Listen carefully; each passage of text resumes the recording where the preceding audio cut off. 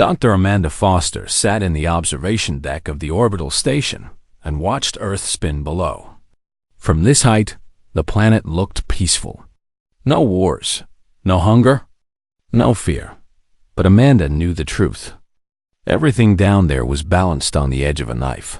Humanity had joined the Galactic Council 5 years ago. It should have been the greatest day in human history. Instead, it had become the day humanity learned that the universe did not care about their achievement. The older species looked at humans the way adults look at children playing in the dirt. Interesting. Harmless. Beneath notice, Amanda was one of the few humans who understood this deeply. As Earth's chief diplomat, she spent most of her time in rooms with aliens who barely listened to her. The Xeran traders ignored human business proposals. The Vex military commanders dismissed human security concerns. The Krell scientists did not share their research with human researchers. Every meeting was a reminder that humanity was new, weak, and irrelevant in a galaxy that had been here for billions of years. The communication system on her desk beeped. Amanda turned away from the window. Colonel Henry Hayes's face appeared on the screen. He looked worried. "We have a problem," Henry said. Multiple sensors just picked up something strange at the edge of human space. It appeared without warning. No ship signature. No engine signature. Just appeared. Amanda stood up. "What is it?" "We don't know. It's large. Very large. And it's moving toward Earth." Amanda's heart began to beat faster. "Alert the Council. Get every military unit on standby. And call Kevin. I want him to analyze that object right now." Within 30 minutes, Amanda was in the command center with Henry and Professor Kevin Walsh, humanity's leading astrophysicist.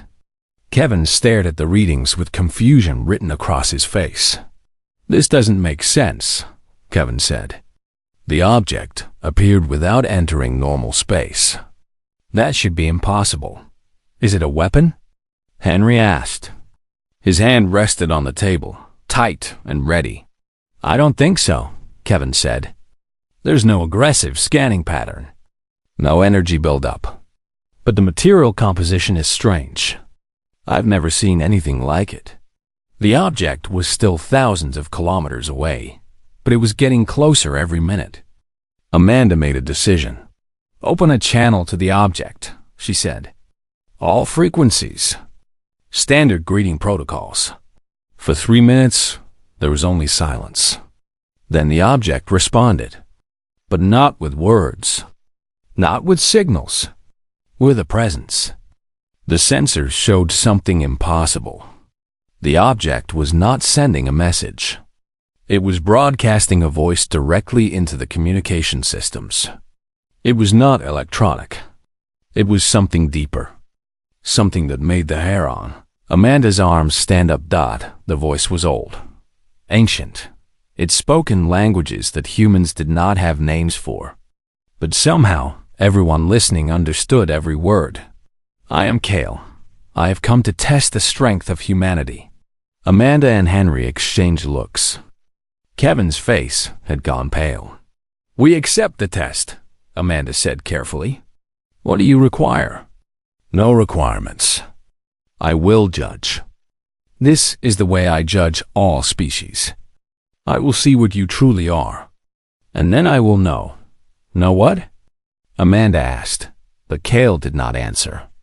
The presence simply vanished from the sensors. It was as if the object had been switched off. The screens went blank. The readings disappeared. Henry stood up. "Where did it go?" "Find it. Find it now." Kevin worked at his console. "It's still there," he said slowly. "I can see it, but it's not transmitting. It's just silent, waiting." The object moved into orbit around Earth and stopped. It did not attack. It did not send more messages. It simply waited. Within hours, the Galactic Council was in chaos. Messages came from every major species demanding answers. The Xeran wanted to know if this was a human trick. The Vex wanted to attack the object immediately. The Krell wanted to study it. Everyone wanted something different. And nobody trusted humanity to handle the situation. General Marcus Cole, the Secretary of Defense, called Amanda with orders from the highest government levels. "We need answers," Marcus said. "What does it want? Why did it come? And most important, is Earth in danger?" "I don't know," Amanda said truthfully. "It said it came to test our strength. That's all we have." "Test our strength?" Marcus repeated. "That sounds like a threat." "Maybe," Amanda said. "Or maybe it's not a threat at all. Maybe it's something else entirely." Amanda spent the next 14 hours in meetings. World leaders argued about what to do. Some wanted to attack the object. Some wanted to negotiate.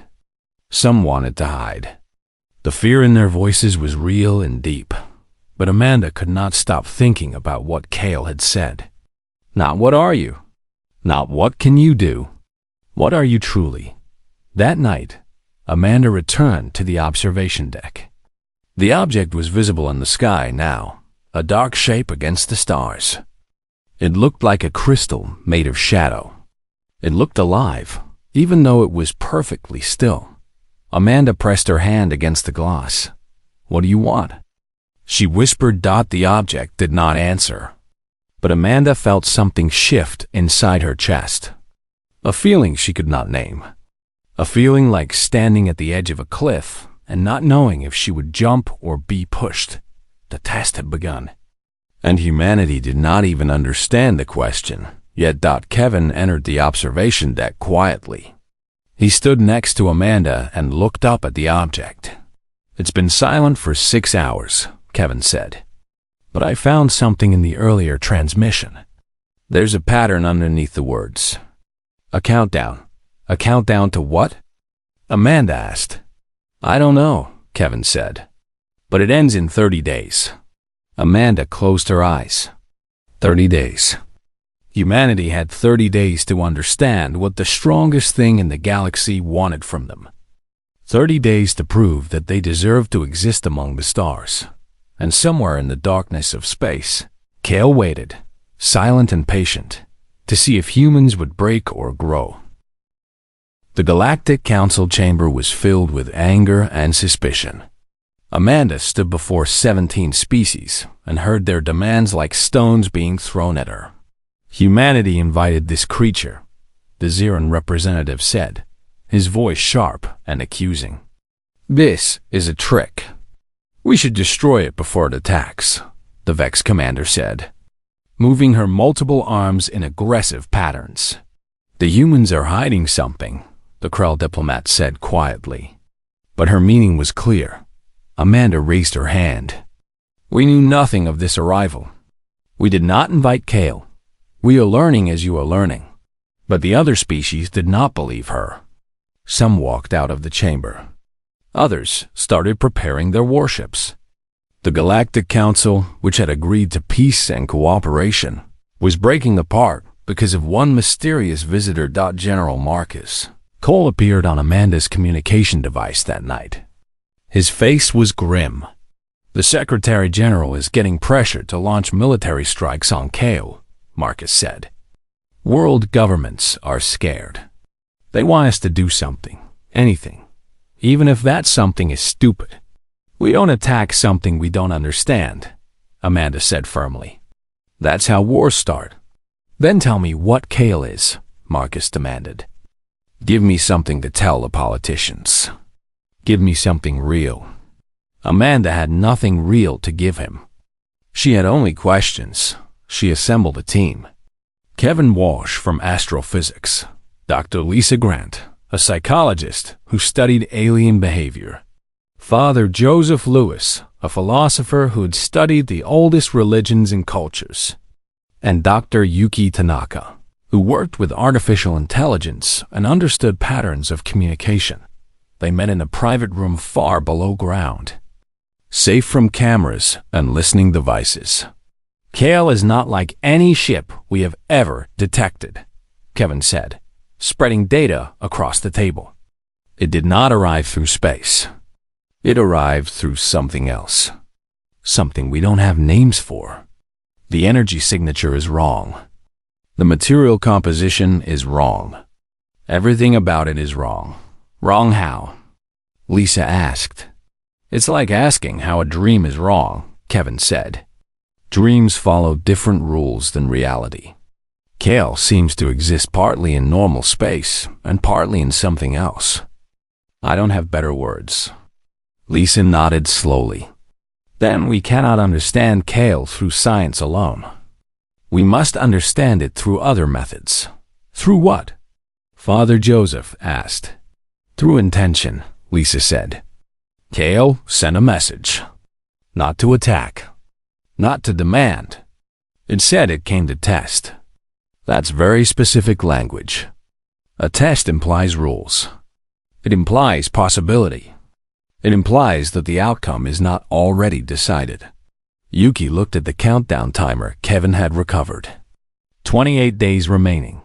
The countdown suggests that Kale has limited time, Yuki said.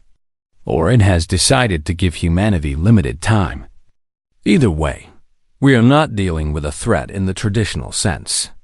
We are dealing with a deadline. But a deadline for what? Amanda asked. None of them had an answer. Over the next week, strange things began to happen. Other species sent military ships to Earth's orbit. The Xerans started buying human technology at low prices. The Vex blocked human trade routes. It was like watching predators circle wounded prey. Humanity was losing value by the hour. And everyone could smell the blood in the water. Amanda attended an emergency council session where the Vex commander proposed a joint military strike against Kale. The proposal gained support quickly. In 3 days, there would be a vote. If it passed, humanity would be forced to choose between joining an attack on something they did not understand or standing alone against the entire Galactic Council. Amanda stood in her office and stared at the countdown. 25 days. We are running out of time, Father Joseph said, entering without knocking. The vote will force a decision. I know, Amanda said. Then we must act fast, the old man said. If you are going to convince anyone that Kale's challenge is not about military strength, you must do it now. How? Amanda asked. Everyone is scared. Fear drives people toward violence.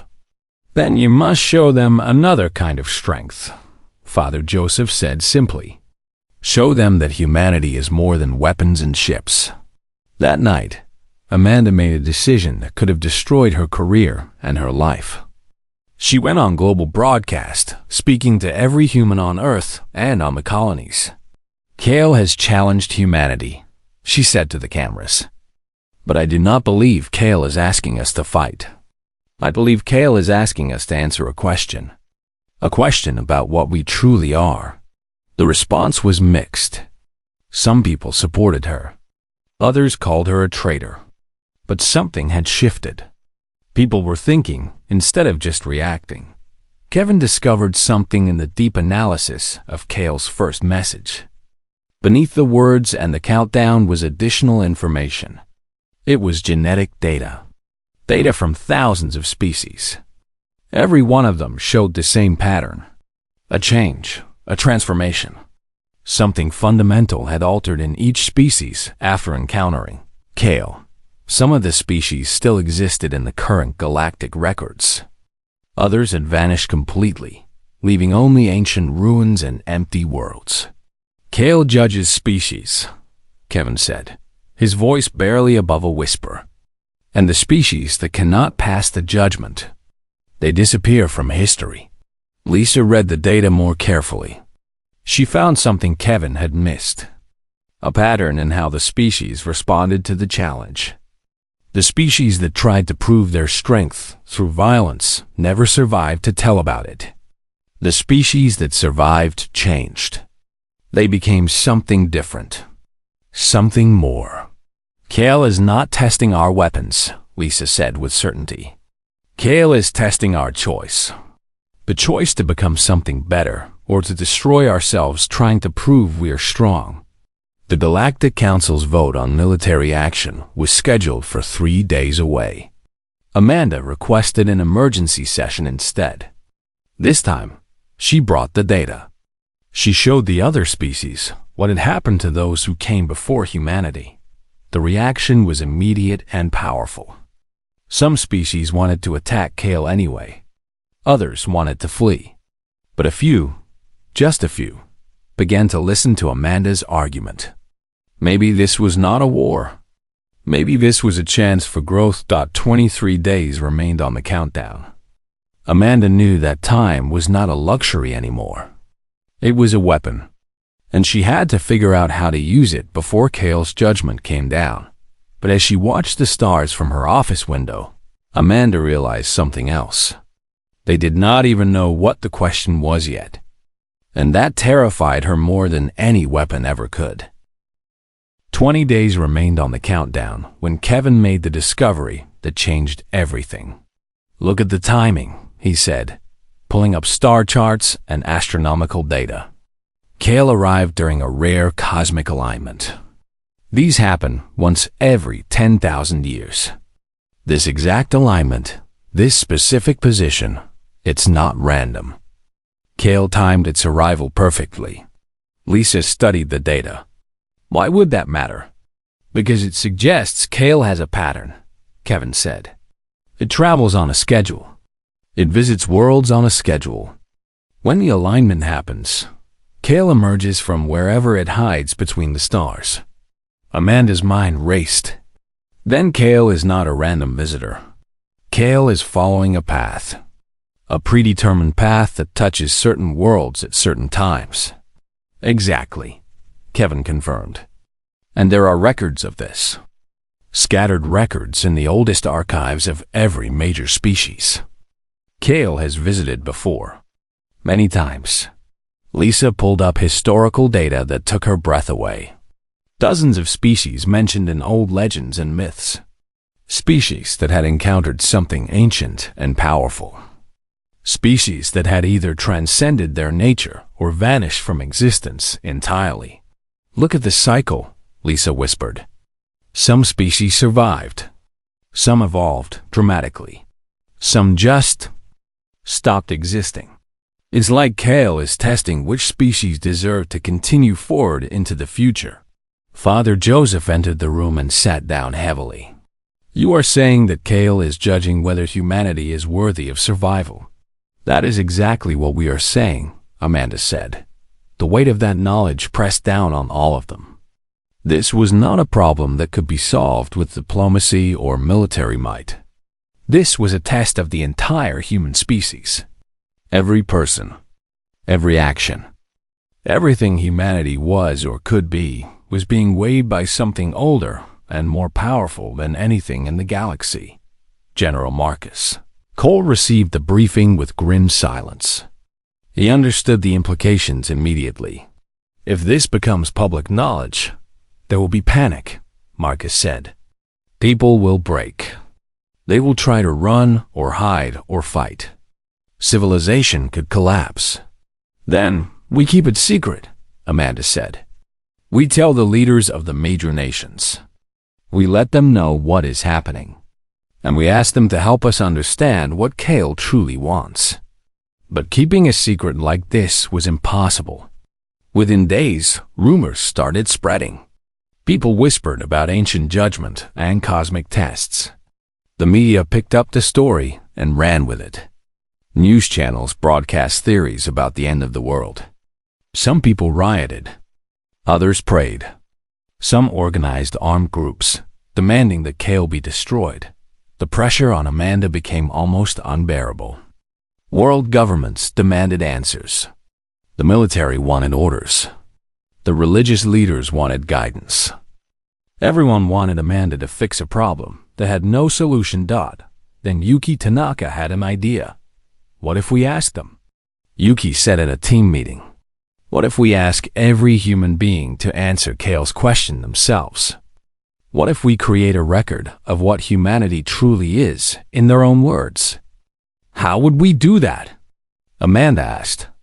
We open a global forum, Yuki said. We ask a simple question. What is your strength? What makes you strong? Not your weapons. Not your money. Not your status. Your actual strength. What do you believe makes a human being strong? It was a risky idea. It could backfire. It could reveal that humanity was hollow and broken. But it was also honest. It was also the only real answer they could offer to Kale. Amanda approved the project. Within hours, servers were set up. The question was broadcast to every human on Earth and across the human colonies. And people began to answer. The responses came slowly at first, then in a flood. Millions of humans submitting their definitions of strength. Some talked about courage in the face of danger. Some talked about love for family. Some talked about standing up for what was right, even when it cost them everything. Some talked about kindness to strangers. Some talked about creating beauty. Some talked about forgiveness. Kevin analyzed the data as it came in. The patterns were clear. Humanity did not define strength the way the Galactic Council did. Humanity did not measure strength in weapons or intelligence or power. Humanity measured strength in choices. 15 days remained.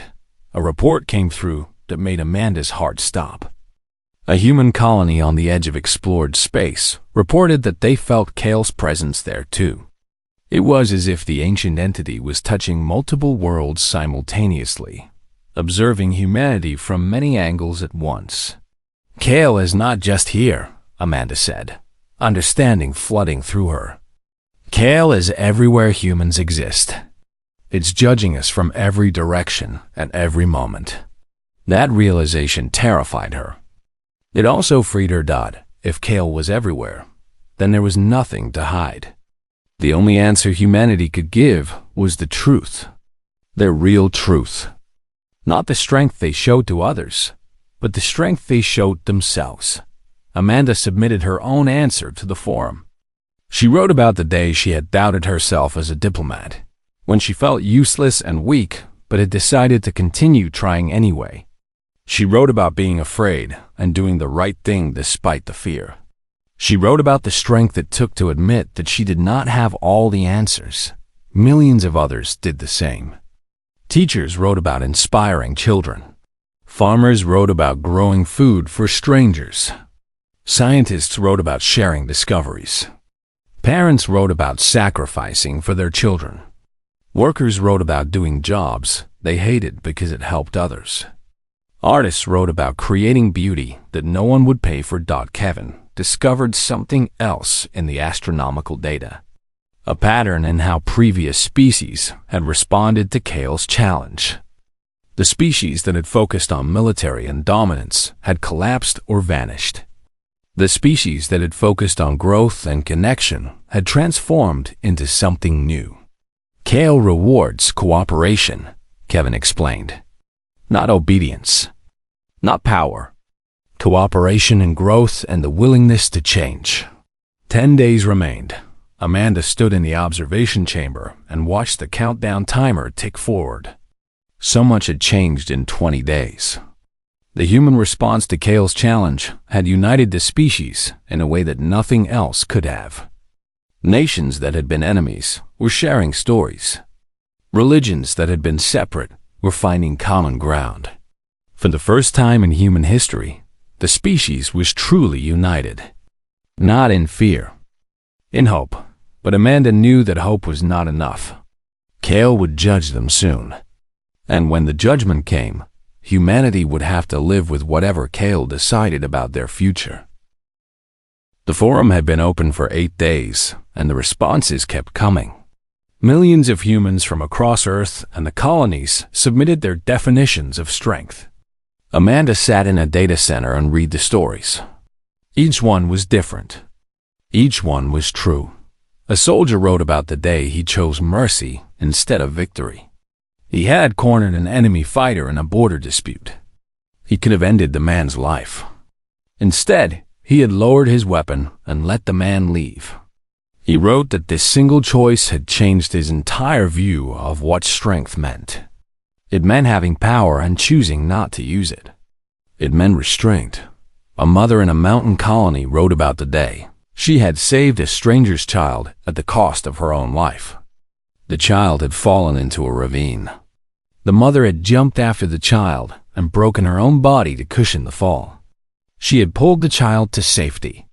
She had known that her injuries would probably kill her. She had done it anyway. Her strength was not in her body. It was in her choice to give her life for someone she had never met. A scientist wrote about discovering a cure for a disease that killed millions. Instead of patenting the cure and becoming rich, she had shared the discovery with rival nations and competing companies. She wrote that this choice had cost her everything in material terms, but it had saved billions of lives. She wrote that the strength to give everything away was harder than the strength to fight or conquer. An artist wrote about creating beauty in a place of darkness and suffering. He painted murals on the walls of refugee camps. He played music in hospitals. He wrote that strength was not always about grand gestures. Sometimes it was about small acts of kindness that reminded people why life was worth living. A young person wrote about forgiving the person who had killed her father. She wrote that forgiveness had not erased her pain, but it had freed her from the need for revenge. She wrote that this freedom was a kind of strength that she had never understood before. Kale's challenge had forced her to think about it. Kevin analyzed all 5 million responses and found something remarkable. There was no single definition of strength across humanity, but there was a pattern. Over and over, humans defined strength not as the ability to dominate or destroy, but as the ability to choose mercy, sacrifice, and growth, even when it cost them everything. The Galactic Council demanded access to the data. Amanda released it to them. The response was immediate and shocking. The council members began to argue among themselves. Some insisted that this proved humanity was weak. Others realized that they had been wrong about what strength truly was. Lisa Grant made a theoretical breakthrough. She studied the psychological profiles of the humans who had submitted the most powerful responses to Kale's challenge. They were not the richest or the most educated or the most powerful. They were ordinary people. They were people who had faced impossible choices and chosen to do the right thing anyway. Strength is not about external power, Lisa said to the team. It's about internal choice. Kale is testing what humans choose to do when no one is watching, when there is no reward, when the choice costs them everything. Father Joseph added to the analysis. Kale is testing whether humans have a moral center, whether they are capable of transcendence, whether they can become something greater than their base desires. 3 days remained on the countdown. A transmission came through from a human colony on the far side of explored space. A young woman named Sarah posted her response to the forum. She was alone on her colony. She had been stranded there for 6 months. She could have died from despair. Instead, she had used her strength to survive and maintain hope. She had recorded messages to her family. She had written poetry. She had kept a journal documenting her experiences. She had chosen to live with meaning even in isolation. Her response triggered something in Amanda's mind. She understood something that she had not understood before.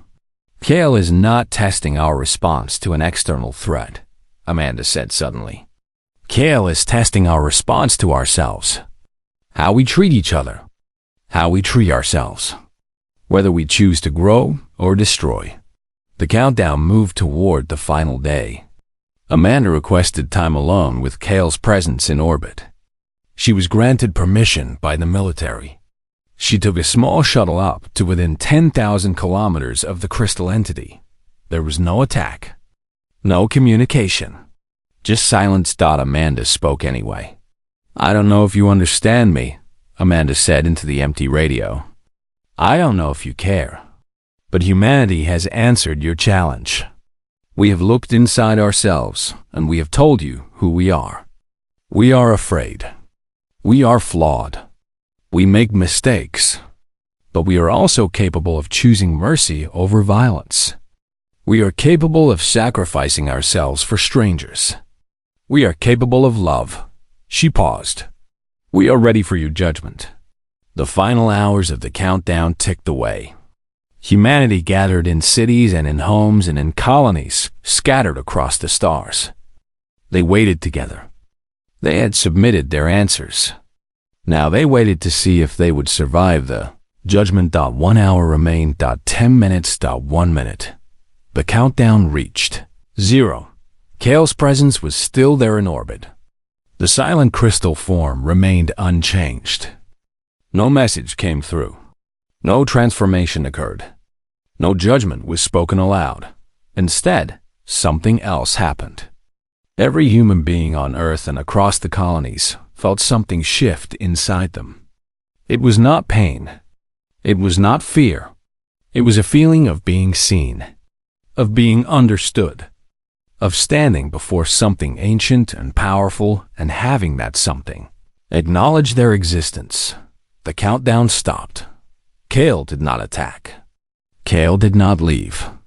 Kale simply remained, silent and still, in orbit around Earth. Kevin checked the sensors frantically. "The entity has entered a dormant state," Kevin reported. "But it's still there. It's still watching." Amanda understood then what had happened. Kale had not rendered a final judgment. Kale had paused to observe.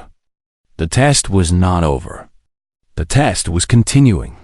Every choice humanity made from this moment forward would be part of the judgment, and humanity would spend the rest of their existence never knowing if they had passed or failed Kale's test. They would only know that they had been tested by something greater than themselves, and they had answered honestly. They had shown the universe who they truly were. That, it seemed, was all that mattered. 3 months after the countdown ended, Kale vanished without a trace. No warning signal. No farewell message. One moment the crystal entity was in orbit around Earth, silent and still as a statue. The next moment, every sensor across human space went blank. The presence that had watched over them was simply gone. Kevin brought the data to Amanda with shaking hands. "It left during the night," Kevin said. "No warp signature. No energy discharge. It was just there, and then it was not. It's like it never existed in the first place." Amanda stood in the observation chamber and stared at the empty space where Kale had waited. The stars looked the same. The darkness looked the same. But everything had changed. The Galactic Council was in chaos. Some species celebrated the departure as a great victory. Others feared that Kale had abandoned them as judgment. The Xeran demanded to know what humanity had done to make Kale leave.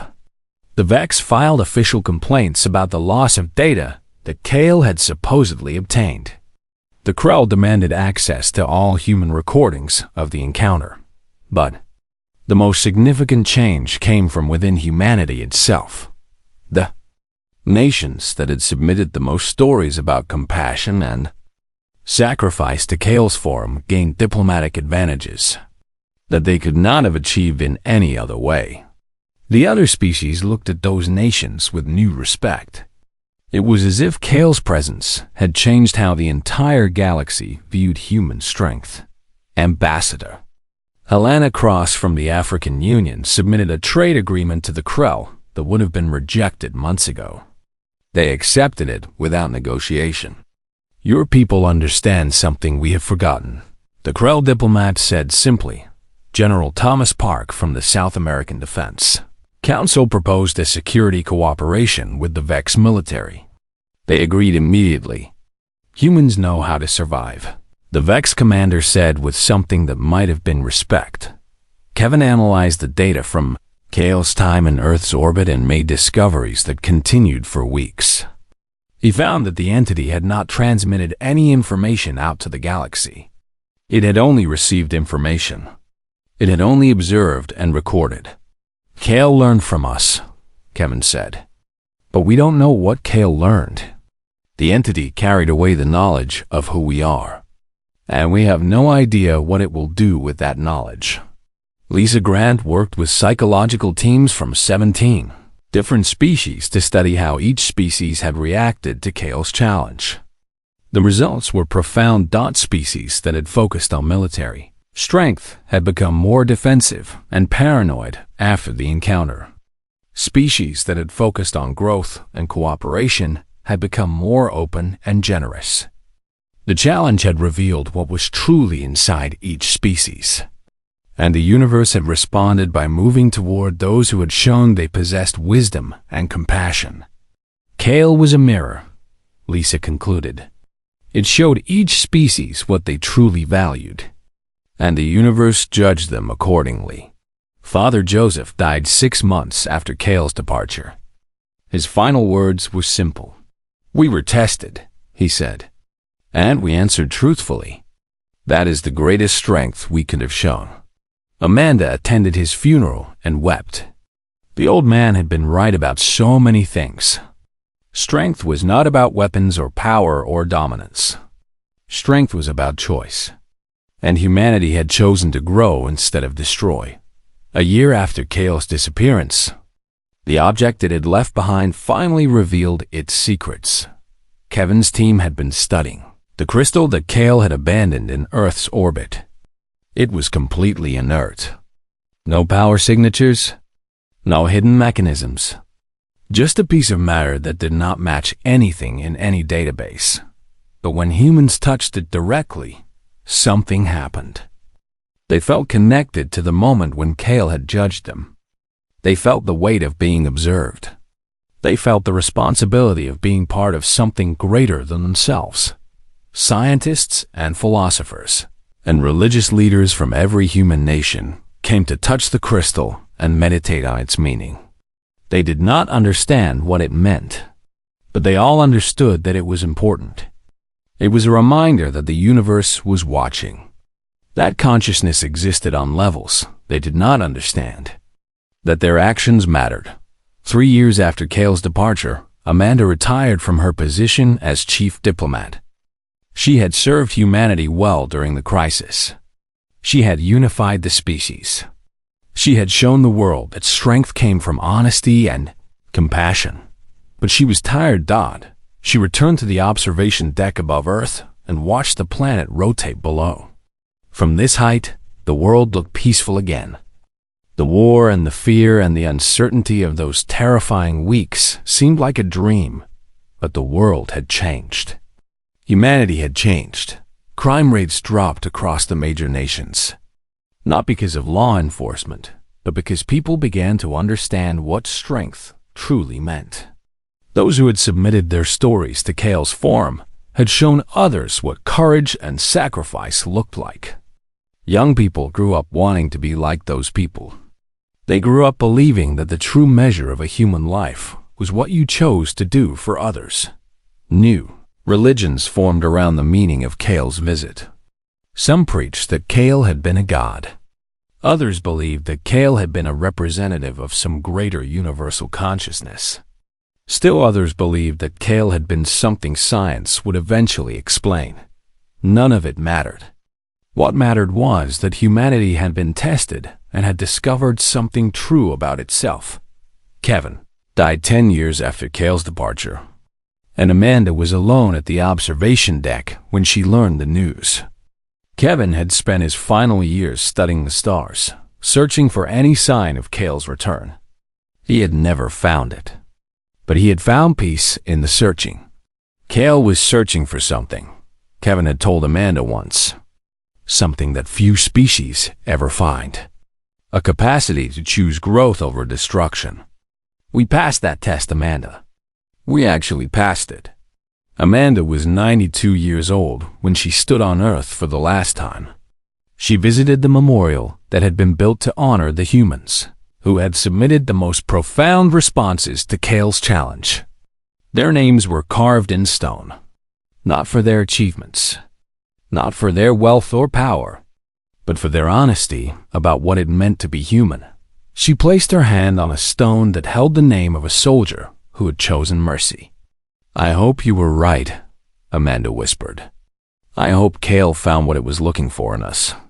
That night, Amanda looked up at the stars one final time. She wondered if Kale was still watching.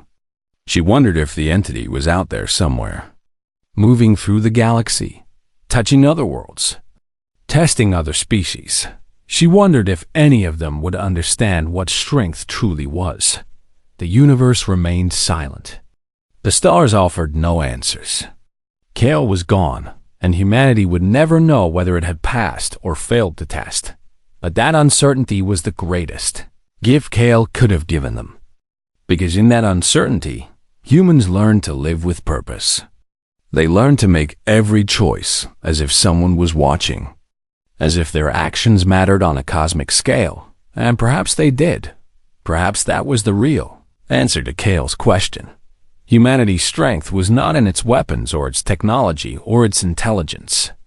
Humanity's strength was in knowing that they were watched, in choosing to be good anyway, in deciding that what they did mattered, even if the universe never responded to them again.